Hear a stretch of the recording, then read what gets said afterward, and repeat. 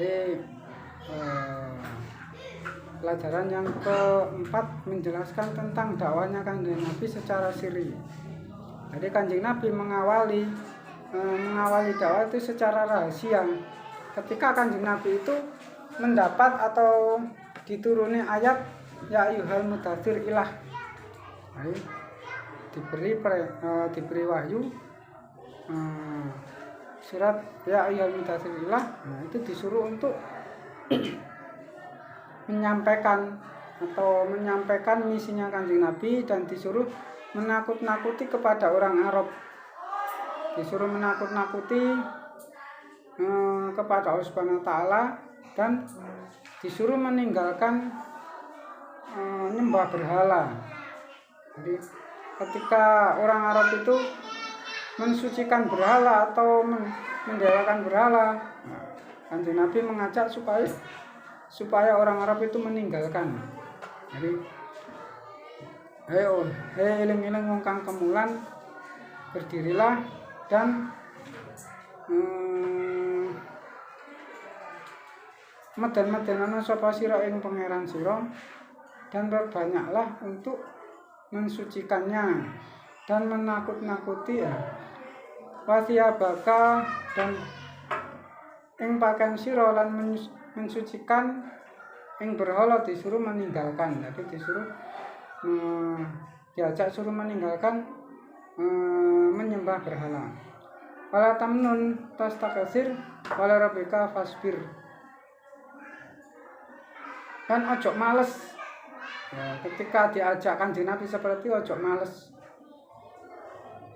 Ojo males sing terengginas terhadap istilah beribadah kepada Allah Subhanahu wa taala, maka sabarkanlah. Jadi yes, pokoknya intinya jangan malas, jangan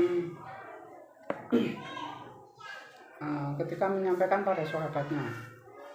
Jadi pernah Kanjeng Nabi itu ya sebelum mengutus sahabatnya untuk menyebarkan agama Islam atau berdakwah, sudah tahu resikonya, tapi Kanjeng Nabi menyampaikan, saya akan memerintahkan kamu kamu jangan membantah. Nah, akhirnya dari sahabat itu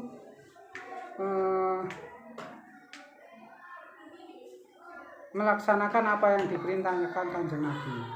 Jadi, saya akan memerintah kamu, tapi kamu jangan membantah. Ini itu ajaran yang diajarkan oleh Kanjeng Nabi. Diajak untuk menyembah pada Allah dan meninggalkan menyembah berhala. Wada'a ahlil bait. Nah, yang diajak yang pertama itu adalah keluarganya sendiri. Setelah keluarganya sendiri, waman yasiku bihi, kemudian orang-orang kepercayaannya, min asdiqaihi, dan orang-orang yang teman-temannya atau teman dekatnya. Setelah keluarganya sendiri, orang-orang kepercayaannya, kemudian teman dekatnya. Alladzina ya taqidu, dan orang tersebut itu meyakini apa yang disampaikan oleh Kanjeng Nabi. Sama seperti yang diceritakan di depannya itu, bahwa Kanjeng Nabi itu tidak pernah goroh. Jadi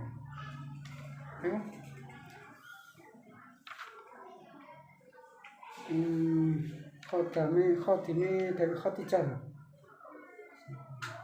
Mesarah itu menyampaikan bahwa Kanjeng Nabi itu tidak pernah goroh dan tidak pernah berbohong, dan orang sekitarnya atau orang teman-teman dekatnya itu sudah mengagumi atau sudah menganggap Kanjeng Nabi itu dijuluki Al-Amin, sehingga dijuluki Al-Amin. Jadi tidak meragukan lagi apa yang disampaikan Kanjeng Nabi atau yang diperintahkan Kanjeng Nabi, karena Kanjeng Nabi itu tidak pernah goroh. Ketika bergaul dengan siapa saja tidak pernah goroh dan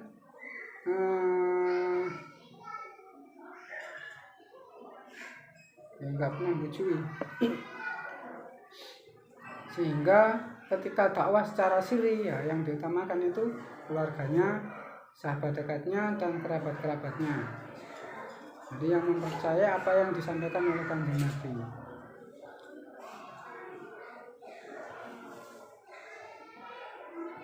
Dan ajakan dari Kanjeng Nabi itu apa? Jadi ajaran yang diajarkan oleh Kanjeng Nabi atau ajakan Kanjeng Nabi itu seperti apa? Gitu?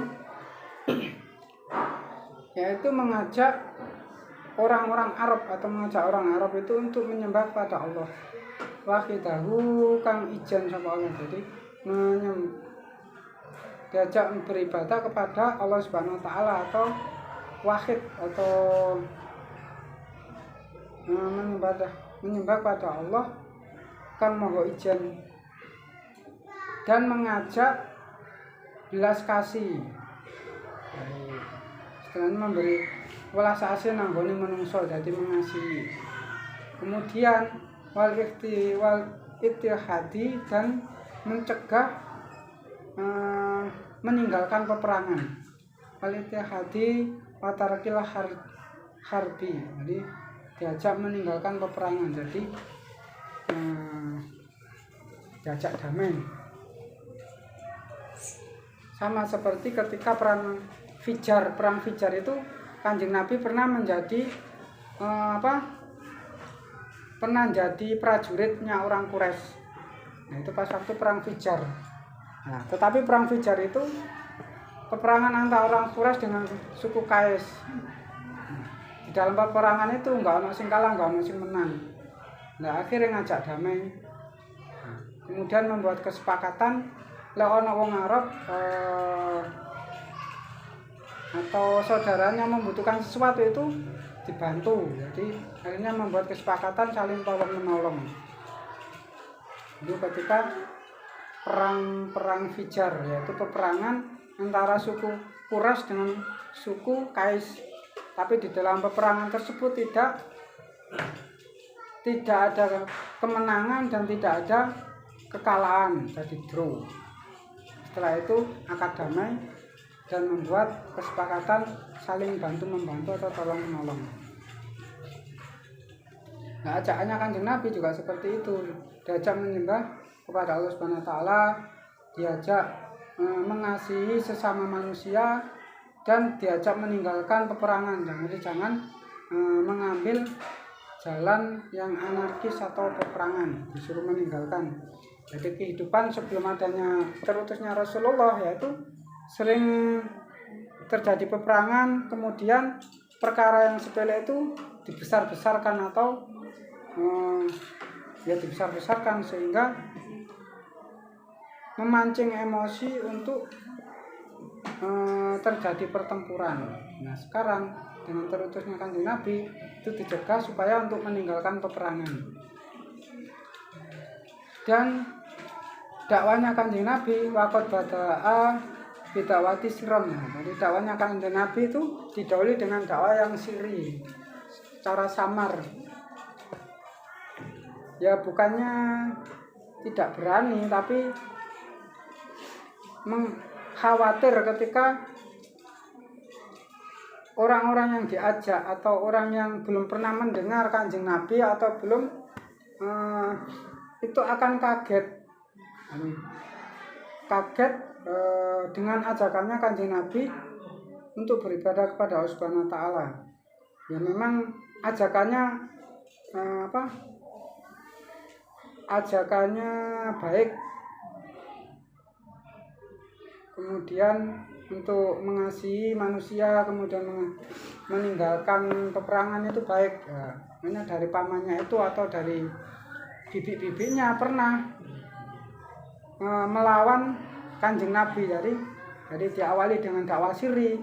Jadi untuk membangun kekuatan itu diawali dengan siri. Keluarganya, sahabatnya, dan teman-teman kerabatnya. Setelah kuat baru berdakwah secara terang-terangan, secara jahar, secara terang-terangan. Dan apa yang disampaikan itu karena khaufan min mufaja'atin nas. Jadi khawatir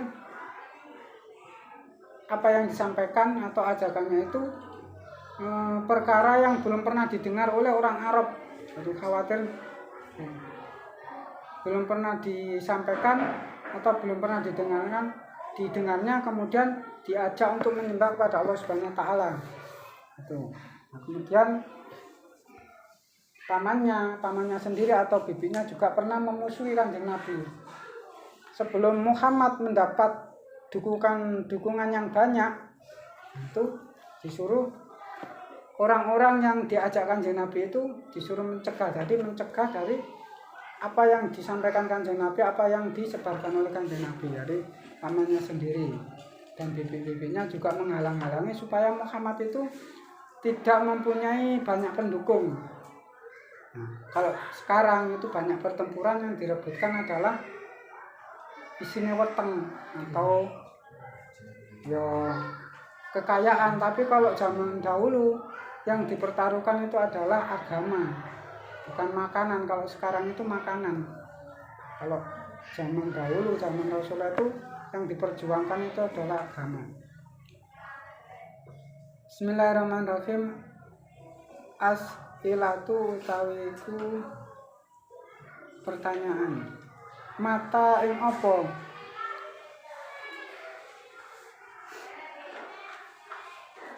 Hati-hati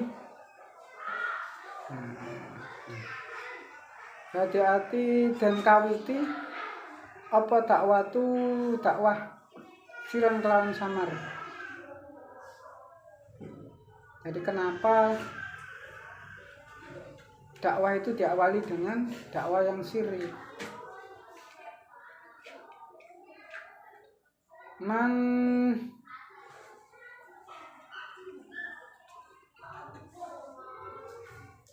iku sapa aladina utawi wong akeh da'ahum kang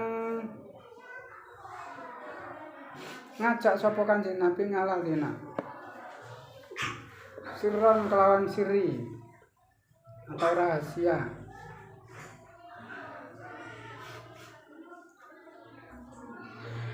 Ila ayyi syai'in maring endi-endine suwiji-wiji ta'ahum ngajak sapa Kanjeng Nabi ngaladina.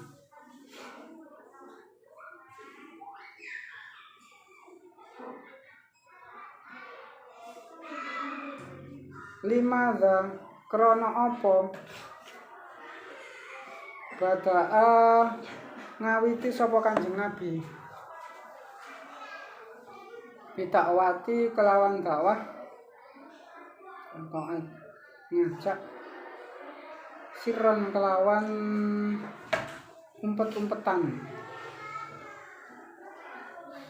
Mata bid'ati dakwatu sirron. Kenapa dakwah itu diawali dengan dakwah yang rahasia atau umpet-umpetan? Manil ladzina ta'ahum sirron. Dan siapa yang diajak dakwah secara sirri atau siapa yang diajak dakwah secara sirri? Yaitu pertama yaitu keluarganya, sahabatnya dan kerabat dekatnya. Ila ayyisain ta'ahum maring endi swiji-wiji atau mengajak sapa alali, ngajak sapa Kanjeng Nabi ngalali. Jadi orang-orang tersebut itu diajak kemana oleh Kanjeng Nabi? Yaitu diajak untuk menyembah Allah Subhanahu wa taala. Limadza bada'a bid'awati sirron.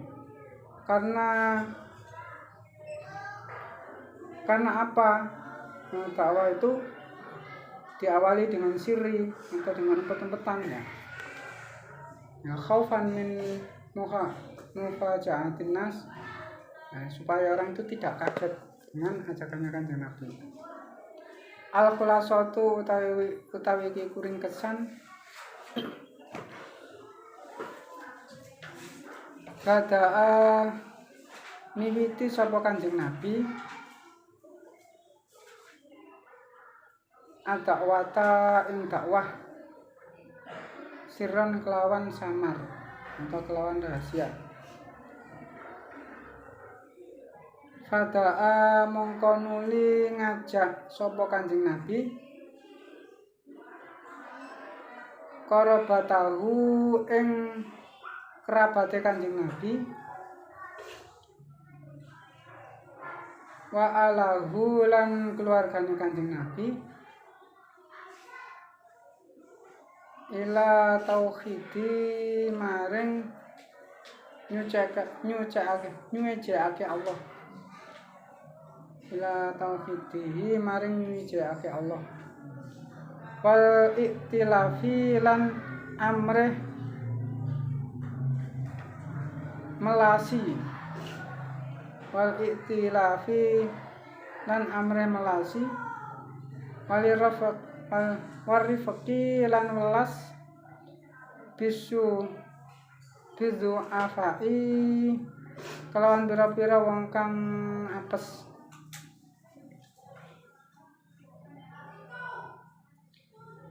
Jadi dakwahnya Kanjeng Nabi itu diawali dengan dakwah sirri. Kemudian orang yang diajak yaitu adalah teman kerabatnya, teman terdekatnya, keluarganya, diajak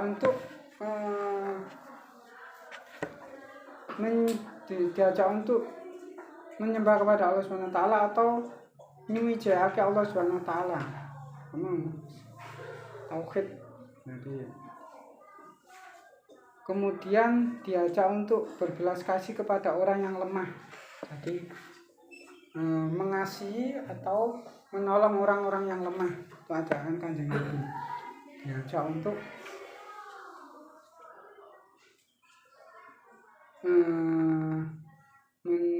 mengisahkan Allah dan mengasihi orang yang lemah. Bacaan dari Kanjeng Nabi secara dakwah secara sirri.